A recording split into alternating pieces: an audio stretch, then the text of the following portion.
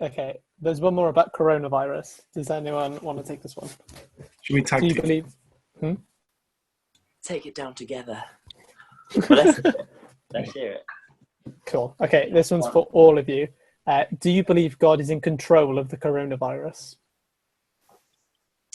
Well, I mean, I've kind of answered this through the answer to the last question, that God is in control of bad things. But I'll go over it again just to make things clear. Bad things do happen. We do live in a fallen, broken world, and it's fallen and it's broken because of us, and it's because of our sin. Right back to the very first man, and his first original sin. So it's on us that the world is broken, but God is not apart from it. God is in control of all things that happen, and God knows what's going to happen.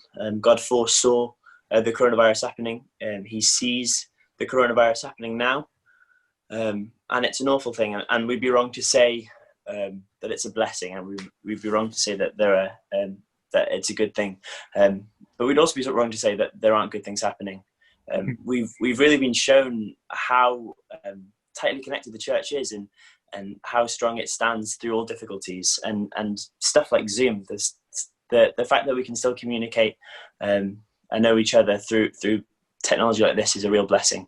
I've also been amazed that I was given this picture that when we're all locked indoors and we can't see each other, but we're also equidistant from everyone across the world. I've been having video chats with people on the other side of the planet, and it's no different to having a chat with someone who lives down the street, because we all do it doing technology and on video chats.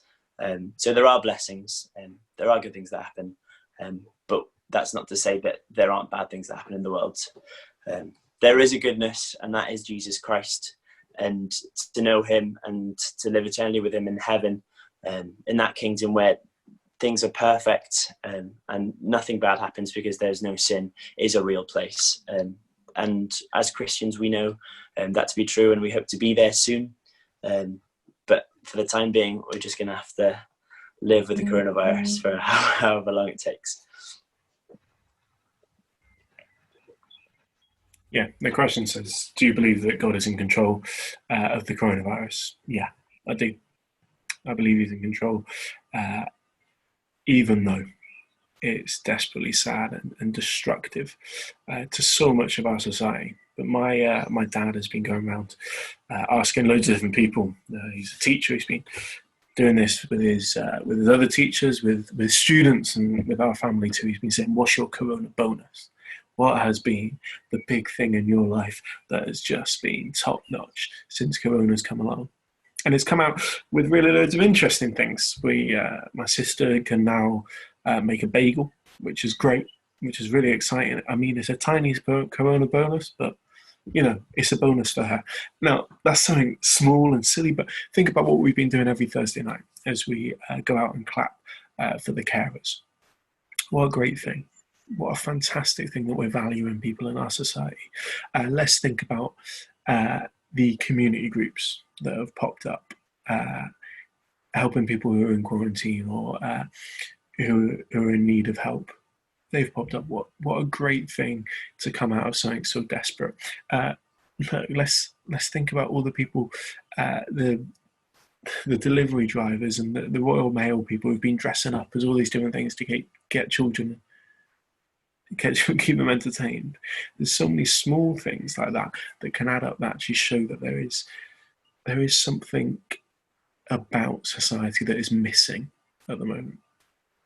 That we might not know everyone on our street, that actually as soon as we pull away, maybe isolation and quarantine isn't that different to your normal life. Maybe the conversations that you're missing are pretty rubbish conversations anyway. Maybe there's something a bit more to life than work. I've been so struck by the government's advice recently, up until yesterday really, has been so focused on work and on money. This is how you're going to get your money. This is how you're going to sort out your mortgage. This is how we're going to get you back to work. And it's almost like they don't realise that there is so much more to life than the pay packet on the second Friday. And actually, Christians aren't saying there's more to life than work and furlough and mortgage holidays. Christians are saying it's not just that. It's not just a social life. There's something so much greater and so much bigger in Jesus Christ than any of these things. And I think that coronavirus is such a great opportunity for society to reevaluate as we come out of lockdown. What do we value as a society? How are we going to change? How are we going to move forward? How are we going to become a society for Christians that reflects God in all things, not just in how we do church, but in how we live our lives, how we refocus our lives as we come out of this. So yes, it's desperately sad, and I know people who've died, and it's horrible, and it's heartbreaking. But we've got to be able to say, what can we do to make life better for those of us who are here? And for me, we need to live a life that is more focused on what God says and what we've talked about a lot tonight. I think we need to focus in on those things.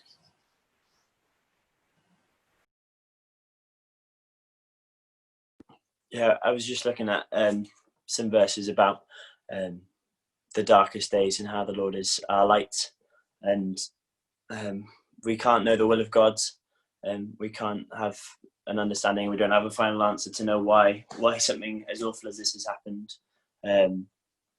But what we do know is that God is still present, and He's still with us through all the difficulties. So Romans 13:12 says, "The night is almost gone, and the day is near. Therefore, let us lay aside the deeds of darkness and put on the armour of light." 2 Samuel 22:29 says, "For you are my lamp, O my Lord, and the Lord illuminates my darkness." And then lastly, which one is it? John 8:12. Then Jesus again spoke to them, saying, "I am the light of the world. He who follows me will not walk in the darkness, but will have a light in my life." If we lived our lives fully attached to the world and fully reliant on what the world offers, then we would never find joy. We would just indulge in something that's not giving and something that doesn't last, and we wouldn't be satisfied. But we can be satisfied by God, because we know He's an eternal God, and He's the only light that we have in this darkness. And we're always living in a time of darkness, and it's days like these that are darkest. That there might not be a light at the end of the tunnel, but the Bible tells us that God is our light, and that we can always look to Him to know the truth and to feel safety in Him. Thanks so much for watching. We hope our answers have been helpful to you. Thank you for asking the questions. Thank you for watching. If you have any more questions, please use any of our social media pages. If you have any further questions or just things you're not clear on, we'd love to answer you. So thanks for watching, and hopefully we'll see you soon. Leave our links in the description or in the info in this video, because we'd love to hear from the people. If you feel we haven't answered your questions properly, message us personally. We want to hear from you. We want to help explain things more if things haven't been clear. Please, we want to hear from you. And yet the thing that stands out to me of Christianity, and it's a word we throw around quite a lot, the word grace. But as a Christian, how does my approach change? How does that change the way that I might think and my actions towards these kind of horrific acts?